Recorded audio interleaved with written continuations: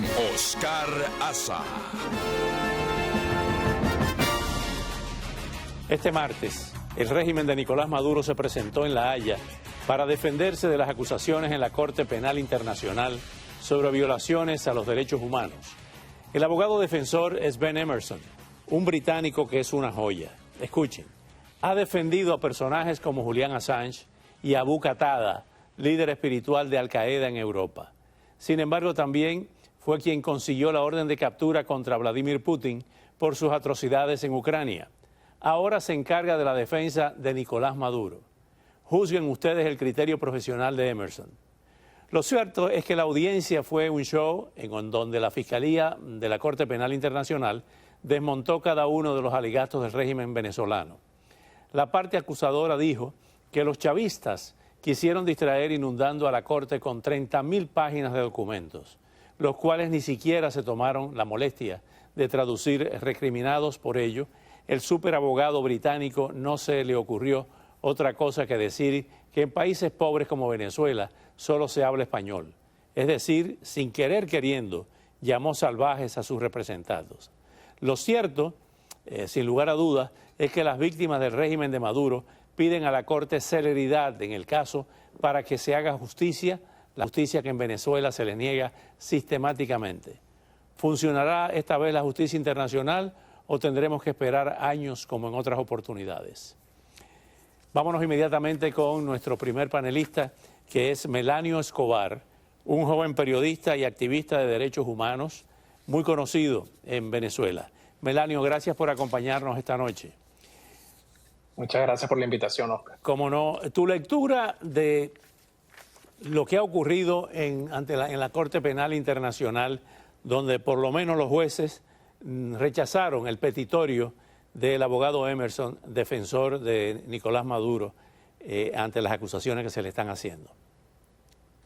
Yo creo que una de las cosas más grandes que podemos rescatar nosotros los venezolanos de todo lo que sucedió el día de hoy es poder ver en vivo, sin censura, cómo funciona un sistema de justicia independiente, donde inclusive el victimario tiene la oportunidad de defenderse, que fue lo que ocurrió el día de hoy en la audiencia de la apelación que hizo el Estado venezolano ante la decisión de la Sala de Cuestiones Preliminares de continuar con la investigación llevada por la Fiscalía, dirigida por Karim Khan.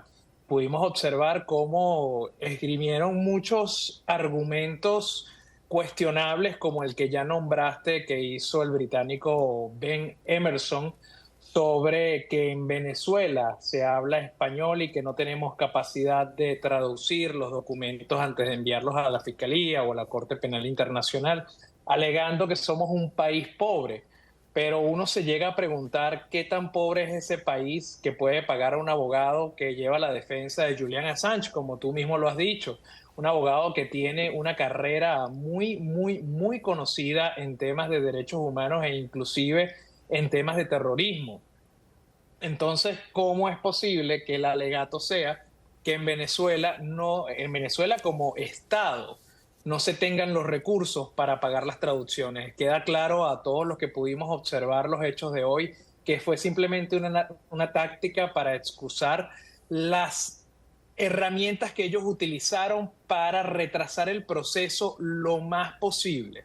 Recordemos que el Estado venezolano está acusado, o bueno, todavía no está acusado, pero está siendo investigado por delitos de lesa humanidad, de crímenes de lesa humanidad. Entonces están haciendo todo lo que esté a su alcance para que el proceso se retrase lo más posible, como el de enviar miles y miles de páginas inservibles para que el proceso de la Fiscalía se retrasase, evaluando todo ese contenido que ni siquiera se molestaron de traducir a los idiomas oficiales de la Corte, ¿no? Ahora bien, Melanio, hay hechos concretos que nos ponen a pensar y muchos millones de venezolanos y no venezolanos se están preguntando cómo es posible que haya una recompensa contra Nicolás Maduro y otras contra Diosdado Cabello, etcétera, y Tarek El Aissami, pero en el caso de Nicolás Maduro, por 15 millones de dólares, y la justicia internacional no apresa a Nicolás Maduro, se ha paseado prácticamente por medio mundo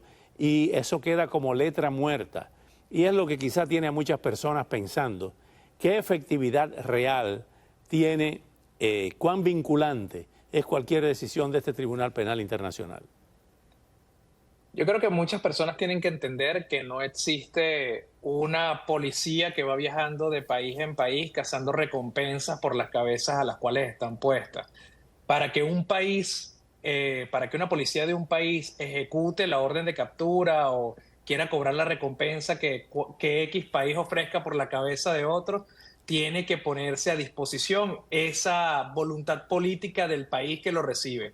Nicolás Maduro no se pasea por el mundo libremente, se pasea libremente por los países aliados que tienen el mismo peso de carga, digamos, en temas ideológicos y de acusaciones de violaciones a los derechos humanos.